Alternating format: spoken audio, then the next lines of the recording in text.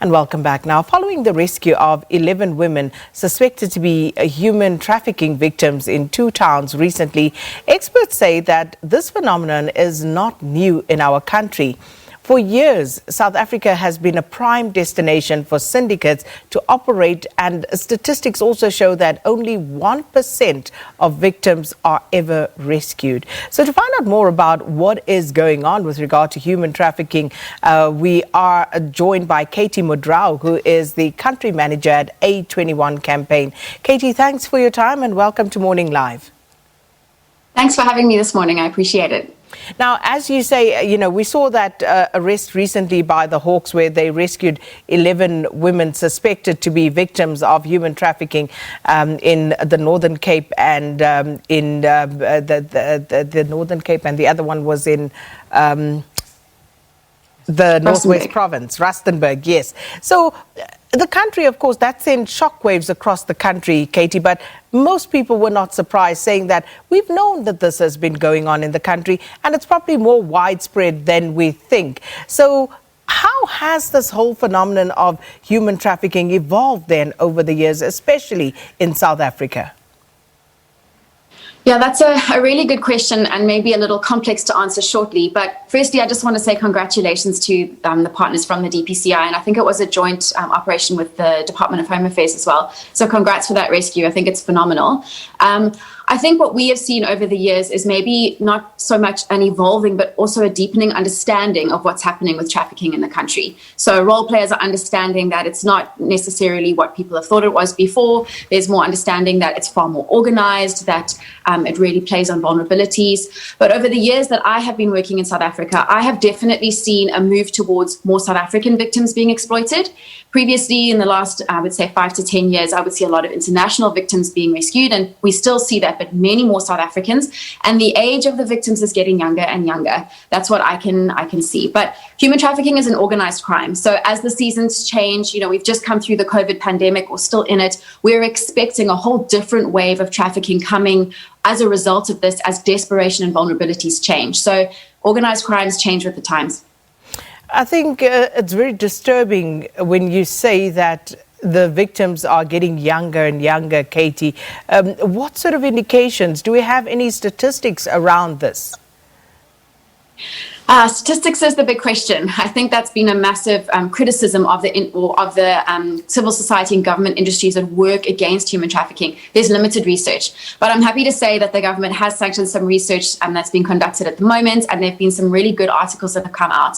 But what we do know, according to the Global Slavery Index, that the prevalence indicators per 1,000 people in South Africa, 2.8 at least are victims, are being exploited. But there's one stat that I think really needs to be highlighted, and that is vulnerability indicators or rates of vulnerability within our country, and that we stand at 54%.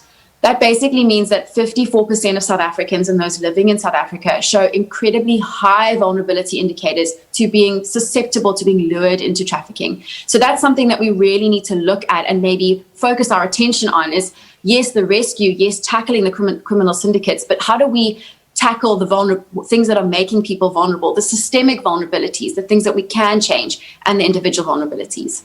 And what are those vulnerabilities, Katie? If you're looking from an individual level, I think that's pretty easy to unpack. Lower levels of education, poverty of opportunity, lack of support systems at home, drug and substance abuse, limited access to basic amenities, shelter, running water, that sort of thing, low wages. Those are all individual factors that render a person incredibly vulnerable in their individuality. But then you've got systemic vulnerabilities, and those are things that the common individual couldn't change. That's government corruption. That's the GDP of the country, the minimum wages of the country, access to running water for all different communities, the amount of resource that's put into policing and monitoring and prosecuting these types of crimes. Those are all systemic vulnerabilities or things that impact someone's vulnerability on a systemic level. And then we're told that South Africa is a prime destination for human trafficking.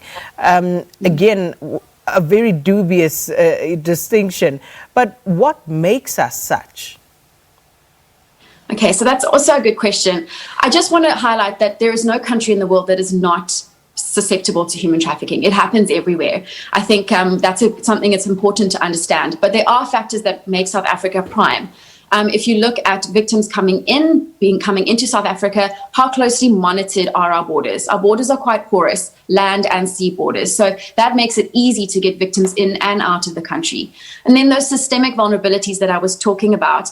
Human trafficking is an organized crime. So if there is low risk for crime syndicates to operate, low levels of policing, limited understanding of how organized crimes work, low levels of prosecution, it's prime for this business of this organized crime selling people to operate.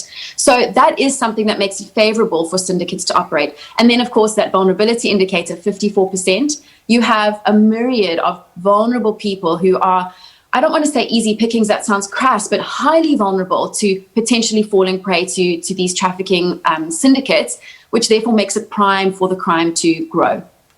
Now, you've mentioned some of the socioeconomic and psychosocial factors that would render people more vulnerable. But what are some of the main approaches, Katie, that the traffickers actually use to lure their victims? I think that's really important to unpack on a number of levels. I think we've seen in the media recently a lot of highlighting of abductions as a way that victims are lured or taken into trafficking. And that is one of the ways, yes, but it is not the most prominent way and the only way that victims are recruited or taken. We far more often and more readily see victims recruited in a response to their specific desperation. So fake job opportunities. They look real, they're easy to get, limited experience needed, not necessarily needing a lot of job experience or degree. So it's fake job opportunities. Then we see what we call the lover boy method. So fake relationships. You can see this online and you can see this in person, where someone poses as a trusted individual, a boyfriend, a lover, a girlfriend, then use this trusted relationship to then manipulate and lure someone specifically into sex trafficking. We've seen it into labor trafficking as well. And then lastly, which I'd like to highlight, especially for parents, is online grooming. We sometimes miss the fact that children are very often taken into specifically sex trade and creating sex content, videos and text and that sort of thing, is through online grooming. Someone who poses as a young person on the internet and manipulates through their social media. That we have seen that quite often as well. And just finally, Katie, 1% of victims, we are told, are often reunited with their families. Why is that so low? What actually happens to the victims? Where do they end up, and why are they then, it would seem, largely incapable of re-establishing contact with their families? Yeah, it is one of the tricky aspects of this, of working in this field. Rescues are low according to how many victims we know are being exploited. And I think that's a number of factors. Is firstly, the type of exploitation. Some of these victims, their bodies are put under such duress, they don't last long in their exploitation or their system of their time in exploitation. So the time and the window where they could be rescued is limited. Secondly, if you look at it, people don't necessarily know how to identify trafficking. We see it as one type of trafficking, one way, children being abducted and used in sex trade. If we understand the full spectrum of trafficking and types of exploitation and the red flags to look out for, we would see far more people being rescued. And so I think that's something to highlight. And then you must understand, as many victims are actually trafficked from their families, and sometimes family members are involved. So reuniting with family is not always possible. But we did have an incredible story recently. One of the survivors we've been working with was reunited with his sibling after 10 years. And that was government role players, civil society role players. Incredible to see when we do see these individuals, see restoration and see victory. Well, Katie, I think such an important conversation, and one that we need to talk about more, raise more awareness. But thank you so much for your time this morning. Katie Modrau is the country manager at A21 Campaign, talking to us about human trafficking. And many of you have been highlighting this in your communication with us as well. It is a problem. It is scary, especially if you look at some of the rates of those who have been trafficked being rescued and reunited with family members.